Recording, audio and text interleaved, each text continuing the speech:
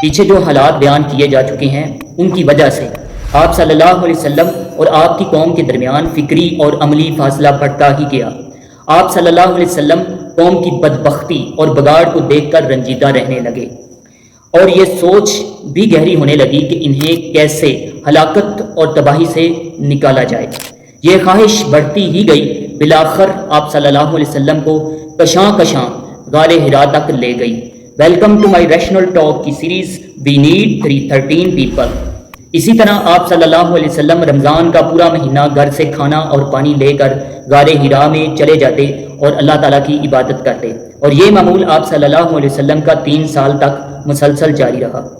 جب 40 سال عمر پوری ہو گئی اور یہی سن کمال ہے، عموماً اسی عمر میں پیغمبر بھیجے جاتے ہیں، تو آپ صلی اللہ علیہ وسلم نیک خواب دیکھتے اور جیسا دیکھتے ویسا ہی پیش آتا۔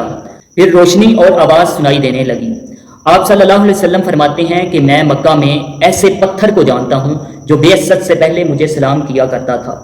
پھر تیسرے سال رمضان میں جب آپ صلی اللہ علیہ وسلم کی عمر کا 41واں سال چل رہا تھا کہ آپ صلی اللہ علیہ وسلم کے پاس حق آ گیا، یعنی آپ صلی اللہ علیہ وسلم کے پاس جبریل علیہ السلام تشریف لائے اور کہا اقرا، تو آپ صلی اللہ علیہ وسلم نے فرمایا ما انا بقارئ، تو آپ صلی اللہ علیہ وسلم فرماتے ہیں کہ اس نے مجھے پکڑا اور زور سے دبوچا اور پھر وہی کہا اقرا، تو آپ صلی اللہ علیہ وسلم نے کہا کہ میں پڑھنا نہیں جانتا، تو تیسری مرتبہ اس نے پکڑا اور دبوچ کر کہا اقرا بسم ربک الذی خلق خلق الانسان من علق اقرا وربک الاکرم الذی علم بالقلم علم الانسان ما لم یعلم۔ تو سورہ علق کی ابتدائی 5 آیات پہلی وحی میں آپ صلی اللہ علیہ وسلم پر اتری۔ پھر آپ صلی اللہ علیہ وسلم سیدہ خدیجہ رضی اللہ عنہا کے پاس پہنچے اور فرمایا مجھے چادر اڑا دو، مجھے چادر اڑا دو، تو سیدہ خدیجہ رضی اللہ عنہا نے آپ صلی اللہ علیہ وسلم کو چادر اڑا دی، یہاں تک کہ آپ صلی اللہ علیہ وسلم سے وحی کا بوجھ جاتا رہا۔ پھر سیدہ خدیجہ رضی اللہ عنہ کو یہ سارے کا سارا واقعہ سنایا اور فرمایا کہ مجھے اپنی جان کا خطرہ لاحق ہے۔ تو سیدہ خدیجہ رضی اللہ عنہ نے نبی صلی اللہ علیہ وسلم کی صفات کو بیان کرتے ہوئے کہا اللہ کی قسم، اللہ کی قسم، اللہ ایسے انسان کو کبھی رسوا نہیں کرتا۔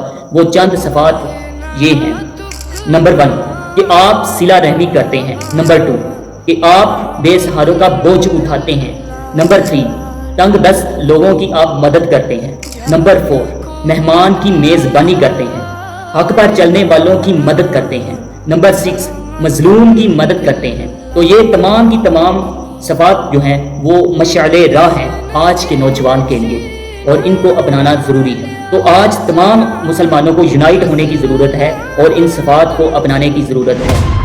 1.6 billion Muslims, a fifth of humanity, Sunni and Shia, with the same God, the same prophet, the same book, the same Kaaba, and yet we allow politics, geopolitics, tribalism, racism to blind us to that sameness. Our God is one, our prophet is one, our Qibla is one, our book is one. We are one ummah under Allah. بہرحال اس کے بعد سیدہ خدیجہ رضی اللہ عنہا آپ صلی اللہ علیہ وسلم کو اپنے چچیرے بھائی ورقہ بن نوفل کے پاس لے گئیں۔ سیدہ خدیجہ رضی اللہ عنہا نے ان سے کہا بھائی جان آپ اپنے بھتیجے کی بات سنیں۔ ورقہ نے کہا بھتیجے تم بتاؤ کیا کہتے ہو؟ تو آپ صلی اللہ علیہ وسلم نے جو دیکھا تھا سارا واقعہ بیان کر دیا۔ تو ورقہ بن نوفل نے کہا یہ تو وہی ناموس ہے، یعنی وہ وہی لانے والا فرشتہ ہے جو موسیٰ علیہ السلام پر لایا کرتا تھا۔ تو ورقہ بن نوفل نے کہا کہ کاش میں اس وقت جوان ہوتا، کاش میں اس وقت زندہ رہتا جب آپ کی قوم آپ کو نکال دے گی۔ تو اس پر آپ صلی اللہ علیہ وسلم نے فرمایا تو کیا میری قوم مجھے نکال دے گی؟ تو اس پر ورقہ بن نوفل نے کہا ہاں، کوئی بھی ایسا آدمی نہیں جو تمہارے جیسا پیغام لایا ہو مگر اس کی قوم نے اس کو نہ نکالا ہو یا اس کی قوم نے اس سے دشمنی نہ کی ہو۔ تو اس نے یہ بھی کہا اگر میں نے وہ دن پا لیا تو میں آپ کی زبردست مدد کروں گا، اور ورقہ بن نوفل چند ہی دنوں بعد انتقال کر گئے۔ تو یہ نبی صلی اللہ علیہ وسلم پر پہلی بار وحی اترنے اور آپ صلی اللہ علیہ وسلم کی نبوت شروع ہونے کا واقعہ ہے۔ یہ رمضان کے مہینے میں لیلۃ القدر کے اندر پیش آیا۔ اللہ تعالیٰ کا ارشاد ہے شہر رمضان الذی انزل فیہ القرآن، رمضان کا ہی یہی مہینہ ہے جس میں قرآن کو اتارا گیا، اور پھر فرمایا انا انزلناہ فی لیلۃ القدر۔